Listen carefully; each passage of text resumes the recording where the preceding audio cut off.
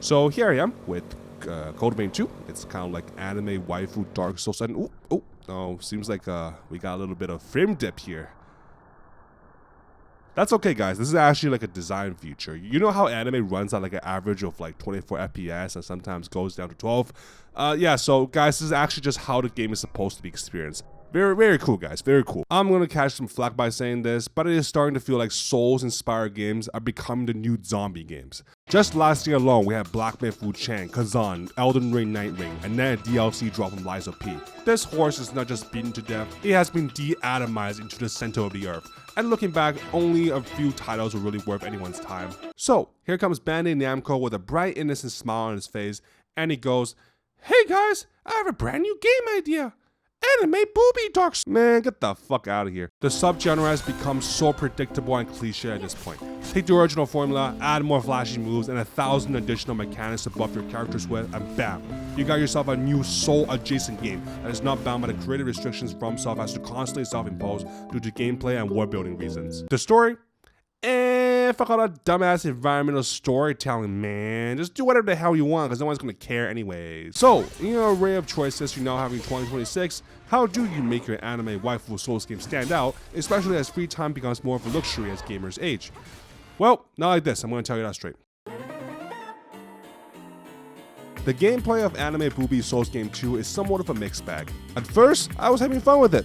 As is the case with most of these games, you get all these cool ways to build your character that go way beyond just going to a bonfire, pressing red on your D-pad in the leveling screen, and then pressing confirm. Here, you got blood codes which alter your character's stats, elemental, and status omen resistances, and the amount of inker you can use. They basically determine what weapons, shield, veils, and offensive format you can run. Blood codes also come with conditions that, when fulfilled or unfulfilled, grant you buffs and other effects. Your gear has passive bonuses that boost your stats. Your weapons have unique weapon skills that do all sorts of things, limited only by how much inker you have. You gain inker by using a veil attack or through blood code effects. All your gear has weight, which can over or under burn your character, each with their own pros and cons. There's also a mechanic where you can level your blood codes just by using them over time. On top of that, you have like 20 different companions, all with their own unique buffs and movesets, and you can unlock new ones by increasing your bond with them. It's very simple, guys, I promise. However, things quickly go downhill when like 2 hours in, the game hands you a motorcycle and goes, "Hey, you're playing Elden Ring now. Go and explore this barren open world." Except unlike Elden Ring, where every part of the map feels unique in terms of atmosphere, level design, enemies, and the stories they tell,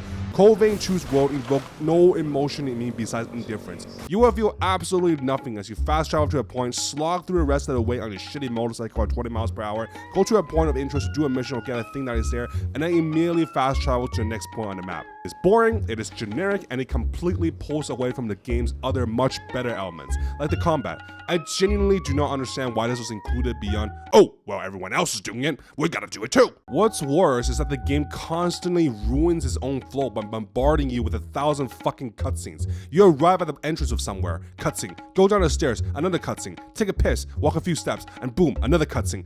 Who the fuck directed this shit? Fucking Hideo Kojima? This makes the already monotonous gameplay loop even more unbearable.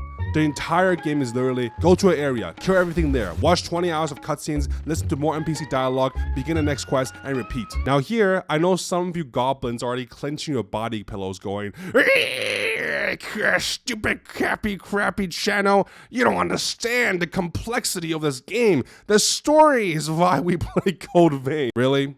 Really, you piece of shit? You really want to go there? Okay, let's go there. I'm sure there's a group of Arkham Asylum lunatics out there who enjoy this type of maximalist, nuts to bust storytelling where every character just repeats the most fucking obvious thing that happened right in front of our faces. I respect your all's taste, and I think it works well for actual anime when it's done tastefully, but this shit just doesn't belong in video games. There are like 3 games that did it well, but those don't count. The main story initially showed some promises. I was actually excited when the 7'6" booby lady started talking about how going back in time to save our friends might alter the present in ways that could make the world worse than it already is, and warn me not to do it. At that point, I was like, ooh, is this game gonna dive deeper than into this idea? Will me disobeying her and changing the character's face actually make things end up worse than before? What about the ending? What if saving our friends actually gets us the bad ending, forcing us into some kind of moral conundrum which leads to a compelling plot? Only for my hopes to be immediately vaporized when I defied her and went back in time to save a recent ally, to which just said, Well, I guess you can just do that or whatever.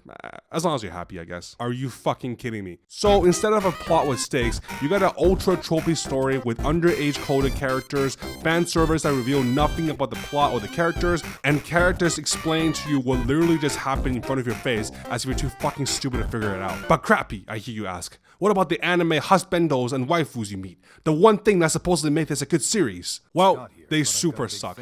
They aren't really characters, but more like archetypes. Also, for some reason, from the moment you meet them, these guys will just not stop drilling their foreheads against your belly. It will constantly tell you how good of a friend you are, how much they miss you, and how much you mean to them. Even though all you guys did together was clear out like 3 enemy camps. I was going to give anime waifu booby souls a 2.5 out of 5, but the performance alone drops it down to a 2. I absolutely do not recommend this game to anyone except the most enthusiastic Souls fan who either enjoy or are willing to overlook the story. And even then, wait for like an end of the year sale when they finally patch up all of these fucking performance drops. So yeah, that's Code Vein 2. Hopefully the next game on my review list is something other than a Souls. No, I quit. Tell me why I'm here.